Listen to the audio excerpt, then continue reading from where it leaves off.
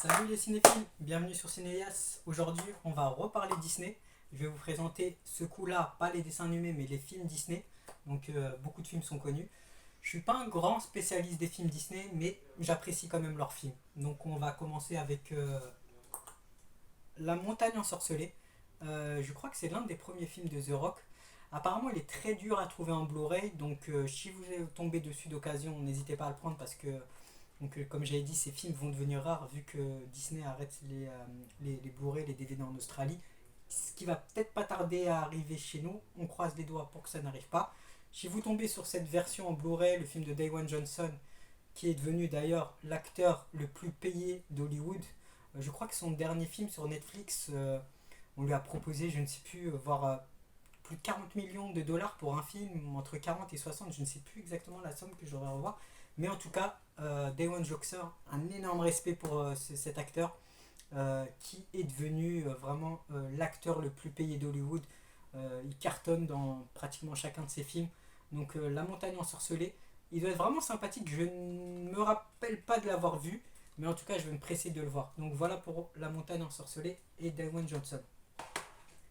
On continue avec Papa la fac. Donc un Martin Lawrence, je n'ai pas vu, mais Martin Lawrence, je connais ses films. Martin Lawrence, c'est un crack de la comédie. Lui et Eddie Murphy ont fait les beaux jours de la comédie américaine.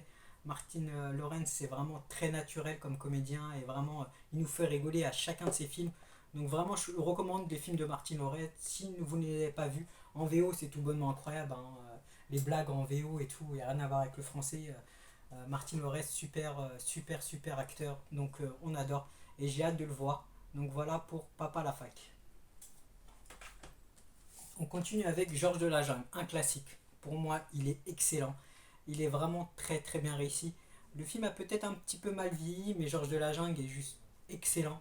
Je l'avais revu en VHS, vu et revu la VHS, je l'avais cramé.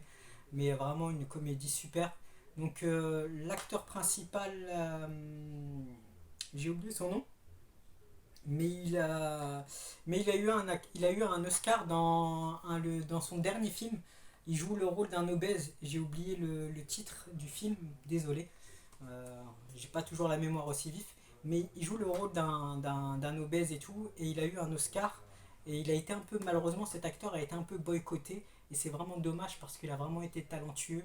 Et on est content de le revoir et qu'il a eu un Oscar parce que c'est un acteur très talentueux et un super genre de la jungle et un classique de notre enfance. On continue avec Inspecteur Gadget, une comédie qui passe bien, hein. C'est pas évident à faire un film sur Inspecteur Gadget.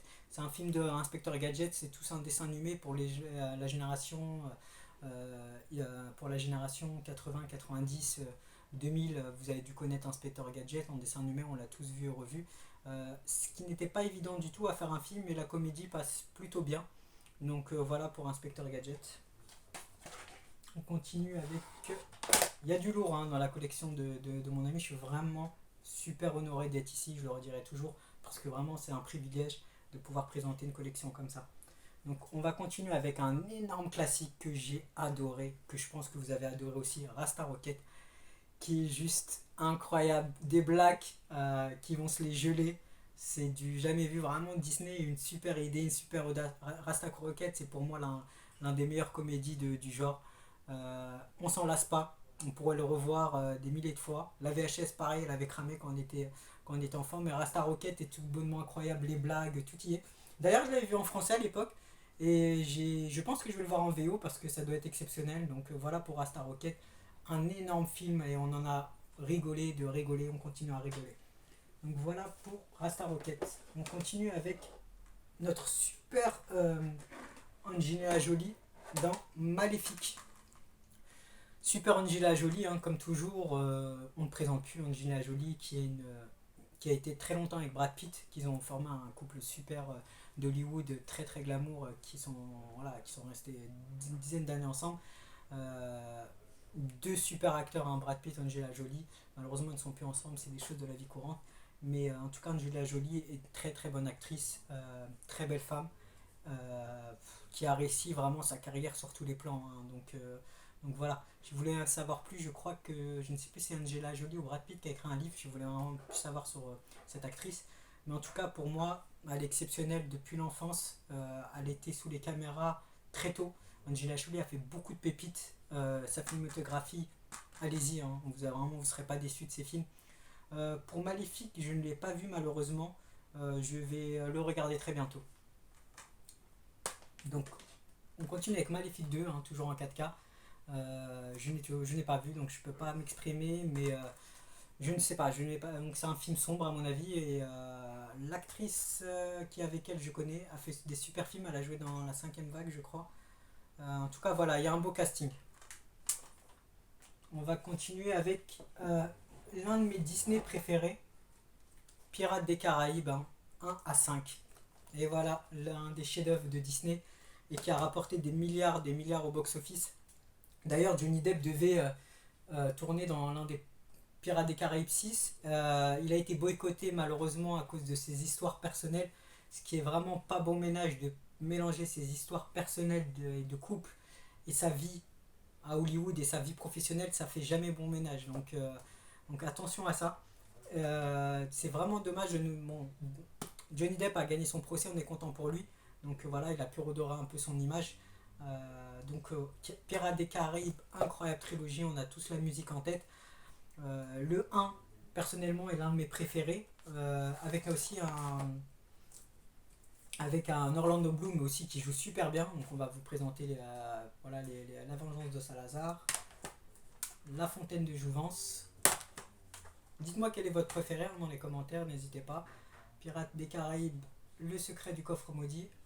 On va aussi à Keira Knight dans Le Secret du Coffre Maudit. Keira Knight, super actrice aussi, hein, malheureusement un peu sous-côté. Mais vraiment très très bonne actrice, hein, de la trempe de la trempe, on pourrait dire, de l'actrice de Black Swan, j'ai oublié, mais vraiment très belle actrice et super, qui joue superbement bien. Donc voilà, elle a une palette d'émotions, Keira Knight, incroyable. Et voilà, donc Le Secret du Coffre Maudit avec Orlando Bloom, Keira Knight et Johnny Depp, super trio. Jusqu'au bout du monde. Et la malédiction du Blackbird. Petite anecdote sur Pirates des Caraïbes, c'est la superstar au niveau des bandes son, c'est Hans Zimmer qui a créé cette bande son de Pirates des Caraïbes. Et en plus, il l'a créé très vite, hein. On lui a demandé une histoire de pirate et vous pouvez voir le reportage sur Arte d'Hans Zimmer qui est tout bonnement incroyable. Si vous vous intéressez un peu au son, ça vaut le coup d'aller regarder Hans Zimmer. Tapez Hans Zimmer sur YouTube. Il a créé cette bande son légendaire pour moi. Hans Zimmer n'a même pas besoin il veut juste le thème un peu, il veut même pas d'image du film, il veut juste le thème, de quoi ça parle, et le mec il va dans son studio, il s'enferme dans sa bulle et de créer une bande son légendaire. Il y a vraiment qu'Hans Zimmer pour faire ça. Et voilà, donc voilà, il fait partie intégralement du film pour moi. Donc voilà pour Pirates des Caraïbes, qui est une super saga, hein. Si vous ne l'avez pas vu, faut se lancer. Johnny Depp est au top de sa forme dedans, clairement, il est juste incroyable. Pour moi, c'est l'un de ses meilleurs rôles. Il est super naturel, super rigolo. Le rôle lui va à merveille. D'ailleurs, ils allaient relancer un reboot de Pirates des Caraïbes avec Margot Robbie. Je pense que ça aurait pu claquer, mais c'est pas passé. Ça a du mal à passer au niveau des fans de voir Margot Robbie à la place du légendaire Johnny Depp. J'aurais bien vu un feat entre Margot Robbie et Johnny Depp. Je pense que ça claque, s'ils seront les deux. Donc voilà. On continue avec Lone Ranger, un film malheureusement qui n'a pas cartonné au box-office, mais j'ai trouvé vraiment adorable ce film-là. J'ai bien aimé. Johnny Depp est super bien. Donc voilà, il a un peu le délire de Pirates des Caraïbes dans le rôle. L'Indien, il joue super bien. Moi, j'ai kiffé. Là, c'est du Johnny Depp pur et dur. Voilà quoi. On va dire aussi que Johnny Depp est un chouchou de. J'ai oublié son nom, celui qui fait. J'ai oublié le célèbre réalisateur ou qu'il a fait. Enfin bref. En tout cas, voilà pour Lone Ranger, une super comédie qui est malheureusement passée inaperçue et c'est dommage parce que vraiment j'ai beaucoup aimé ce film-là.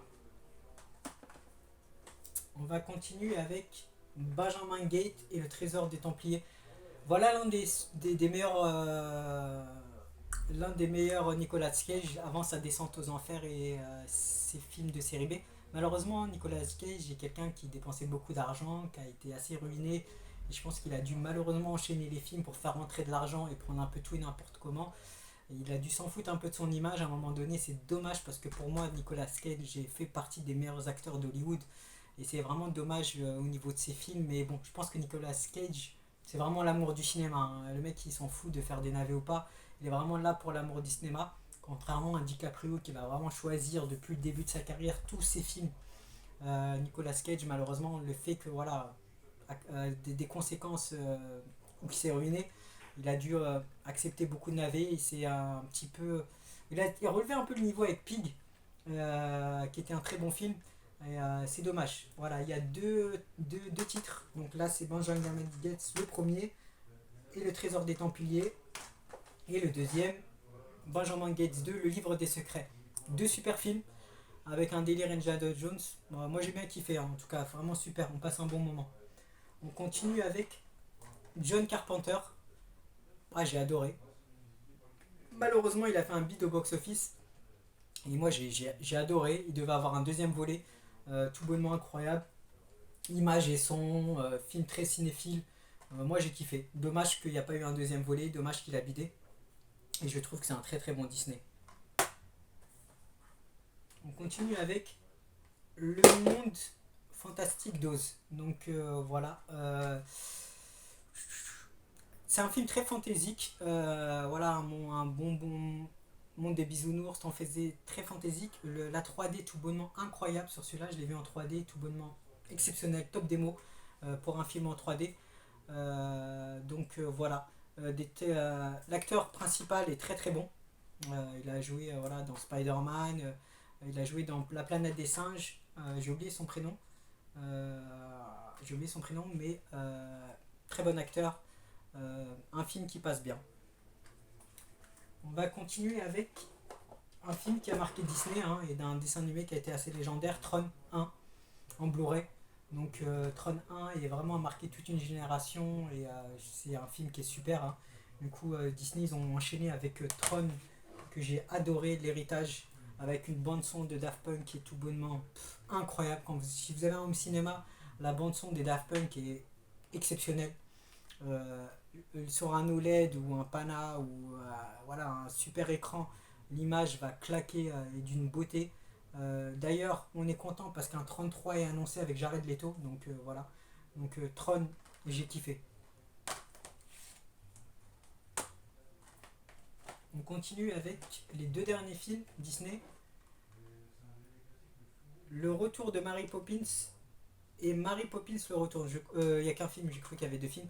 Donc le retour de Mary Poppins, je ne connais pas ce film, donc j'ai hâte de le regarder, donc je ne peux pas m'exprimer trop. Donc voilà pour le retour de Mary Poppins. Et on continue avec le dernier, un très beau steelbook de Peter et Elliot le dragon. Je crois que c'est un film.